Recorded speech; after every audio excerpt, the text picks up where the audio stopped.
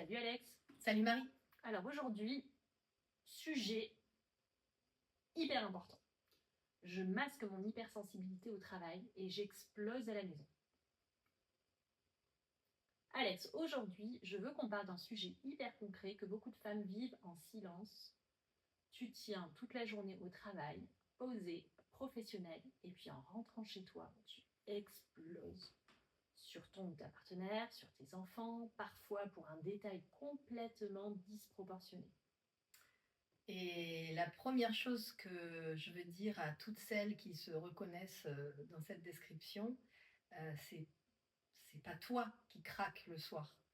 C'est la facture de tout ce que tu as retenu pendant la journée. Et tu ne deviens pas folle en rentrant chez toi. Tu arrives juste au bout de ta capacité à contenir tout ça. Donc c'est pas un problème de caractère. Non, pas du tout. C'est plutôt un mécanisme. Et aujourd'hui, le but de cette vidéo, c'est de décortiquer ce mécanisme, pourquoi tu masques au travail, pourquoi la maison devient le défouloir, la différence aussi entre hypersensibilité et hyperréactivité, d'où vient cette habitude et surtout comment sortir du cycle honte, masque, explosion. Pourquoi on masque autant au travail ? Il y a un concept en psychologie du travail qu'on appelle le jeu de surface. C'est le fait de gérer ton expression émotionnelle pour qu'elle corresponde à ce qui est attendu, à ce qu'on attend de toi, indépendamment de ce que tu ressens vraiment à l'intérieur. Donc, tu vois, tu souris en réunion alors que tu bouillonnes à l'intérieur, tu restes posé face à une remarque qui te blesse, tu encaisses, tu hoches la tête et tu continues. Et ça coûte cher, ça.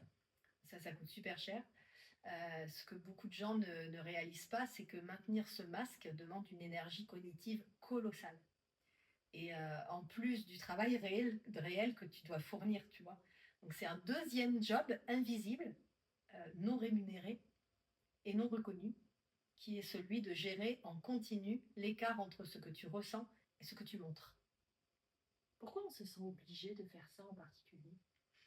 Il y a une vraie pression de genre là-dedans qu'il faut nommer, tu vois. Les femmes hypersensibles, elles vivent une double peine, hein. Si elles montrent leurs émotions au travail, elles risquent d'être perçues comme trop sensibles ou pas assez solides, voire hystériques. C'est des mots qu'on n'utilise quasiment jamais pour décrire un homme dans la même situation. Donc elles apprennent très vite à surcontrôler, à devenir hyper compétentes dans le masquage pour être prises au sérieux. Et le prix de cette compétence-là ? Il est payé ailleurs. Et c'est exactement le sujet de ce podcast. Alors justement, pourquoi on relâche tout à la maison spécifiquement ? Pourquoi pas avec des amis ou seul dans la voiture ? Parce que la maison, c'est l'endroit où ton système nerveux arrête enfin la vigilance sociale. Tu n'as plus besoin de surveiller autant ton image, tu vois, de calculer l'effet de chaque mot. Et dès que cette vigilance tombe, tout ce qui a été contenu toute la journée remonte d'un coup et sans filtre. Donc c'est pas que tu aimes moins les gens de ta maison, pas du tout. C'est que c'est le seul endroit où ton corps se sent suffisamment en sécurité pour lâcher la garde. Mais c'est presque un paradoxe cruel, là. Ben ouais, c'est exactement ça, mais c'est important de le dire clairement parce que beaucoup de femmes culpabilisent énormément là-dessus, tu vois. On punit émotionnellement les gens qu'on aime le plus, précisément parce qu'ils sont les plus sûrs. Et c'est presque un hommage inversé à la sécurité de cette relation. Sauf que c'est vrai que ça fait des dégâts qui sont bien réels. Donc le ou la partenaire ou les enfants ne sont pas la cause. Alors, sauf cas particulier, non, c'est rarement ça la cause. Ils sont souvent juste le dernier maillon, le premier endroit où le système peut enfin se relâcher. Tu vois, le déclencheur du soir, la chaussette par terre, une question qui a été mal posée. C'est presque jamais proportionnel à l'explosion. C'est la goutte qui fait déborder un vase qui est rempli depuis 8 heures du mat au boulot, quoi. Tu fais souvent cette distinction entre hypersensibilité et hyperréactivité. Pourquoi c'est important? Parce qu'on confond systématiquement les deux et ça entretient la honte. L'hypersensibilité, euh, c'est un trait, tu as décrit notamment par la chercheuse Hélène Aron, qui concerne environ 15 à 20% de la population. C'est un système nerveux qui perçoit et traite plus d'informations plus finement, les ambiances, les sous-entendus, les détails sensoriels. Donc c'est pas une faiblesse et c'est pas une maladie. Et l'hyperréactivité? L'hyperréactivité, ce n'est pas le trait lui-même, c'est ce qui se passe quand ce trait n'a pas été régulé pendant la journée. C'est la charge accumulée qui explose au premier déclencheur venu. Donc tu peux être hypersensible et parfaitement régulé si tu as des espaces de décharge. Le problème n'est jamais la sensibilité en elle-même, c'est l'absence de décharge. Donc, on ne cherche pas à moins ressentir. Non, jamais. L'objectif n'est pas d'éteindre ta sensibilité, qui est souvent une vraie force, tu vois, une finesse relationnelle, de l'intuition, de la créativité. Ça, faut surtout pas l'éteindre. L'objectif, c'est de digérer ce que tu ressens au fur et à mesure de la journée, plutôt que de tout stocker jusqu'au soir. Mais du coup, d'où vient cette habitude de masquer? Ça commence où? Très souvent, c'est dans l'enfance. Beaucoup de femmes hypersensibles ont grandi avec des injonctions du type sois forte, oh, arrête de pleurer, ah tu pleures encore, t'en fais trop, c'est bon, c'est pas si grave. Tu vois, ce sont des phrases anodines en apparence, mais répétées dans le temps, elles enseignent une leçon qui est ne montre pas ce que tu ressens parce que c'est pas accueilli. Donc c'est dangereux de le montrer. Et l'enfant s'adapte. L'enfant s'adapte toujours. C'est une stratégie de survie. En réalité, tu vois, si exprimer mes émotions provoque du rejet ou de la moquerie ou une surcharge d'un parent qui est déjà débordé, je vais apprendre à les ranger à l'intérieur. Donc le masque dont on parle tout à l'heure, le masque professionnel que tu portes aujourd'hui en réunion, où tu dois te contenir et faire ce que les autres attendent de toi, ben, c'est très souvent une version sophistiquée et adulte de cette stratégie d'enfant. Donc, c'est pas vraiment le travail le problème. Non, non, le travail, c'est juste le terrain actuel où cette stratégie ancienne s'exerce le plus intensément parce que les enjeux de crédibilité et de jugement, ils sont plus élevés. Mais la racine est bien plus ancienne. C'est pour ça qu'on ne résout pas ce sujet juste en changeant de poste ou en changeant d'entreprise. Bon, alors parlons du coup concret de tout ce contrôle. Alors, chaque émotion retenue consomme une ressource cognitive limitée. C'est ce qu'on appelle parfois la fatigue décisionnelle ou l'épuisement de l'autorégulation. Donc le matin, ta capacité à te contenir est plutôt pleine et elle se vide au fil des sollicitations, des contrariétés encaissées, des sourires forcés. Tu as le psychiatre Dan Siegel qui parle de fenêtre de tolérance, la zone dans laquelle tu peux gérer le stress de façon adaptée. Et cette fenêtre se rétrécit mécaniquement au fil de la journée si rien n'est évacué. Bah donc le soir, ta fenêtre est minuscule. Oui. Et le moindre événement, du coup, suffit à te faire sortir de cette zone. Donc, c'est pas un manque de volonté que tu as le soir, quoi. C'est ta ressource est épuisée par une utilisation intensive depuis le matin. Et il y a aussi une autre façon de voir l'explosion, non? Ouais. Je trouve que c'est important de dire que ce qu'on appelle exploser, c'est souvent en réalité le premier moment de la journée où tu as enfin un espace pour ressentir quelque chose. C'est pas que de la dysrégulation, c'est aussi paradoxalement ton corps qui profite enfin d'un endroit sûr pour exister pleinement. Donc ça ne rend pas l'impact moins réel pour tes proches, mais ça change complètement le regard que tu peux porter sur toi-même. Tu n'es pas défaillante, tu es juste dans un endroit où tu peux être vrai sans les bons outils pour l'instant pour que ça se fasse proprement et de manière plus sécure pour toi et pour les autres. Ouais, mais du coup, après l'explosion, qu'est-ce qui se passe?